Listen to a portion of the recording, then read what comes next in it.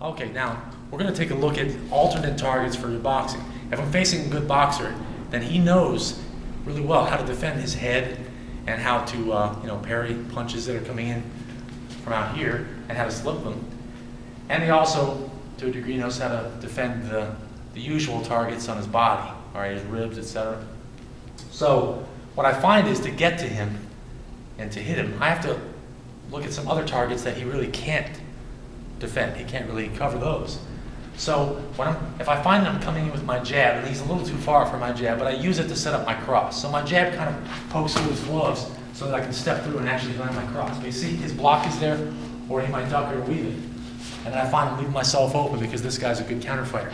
So instead of that, I'll propose that you would target his shoulder, his bicep, his chest. You can cross just below his elbow or outside his elbow, depending on where he keeps the arm. You can hit in other places that will affect him. It'll hurt him. It won't knock him out. But you at least land on something solid. And then from there, you can follow up. That's the key.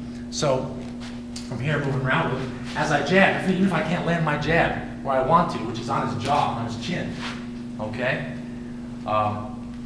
Then I can lower it a bit. And the reason I can't land on his jab is maybe because he slips and he's very fast. So as I jab, he keeps slipping. He moves and it just hits nothing. Oh, all right. But notice as he slips with his head, this part of him does not really move much at all.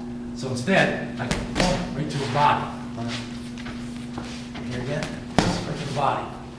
And then from here, I look at how when he slips my jab, he turns and he leaves his shoulder and his bicep open. Boom, boom. So I throw the cross to his bicep because then that's his lead arm, and it's going to cause that arm to slowly or quickly drop. It's going to tire his arm out because the muscles that hold his arm up are not going to want to do it. They're not going to want to contract after I've been hitting him there a couple times.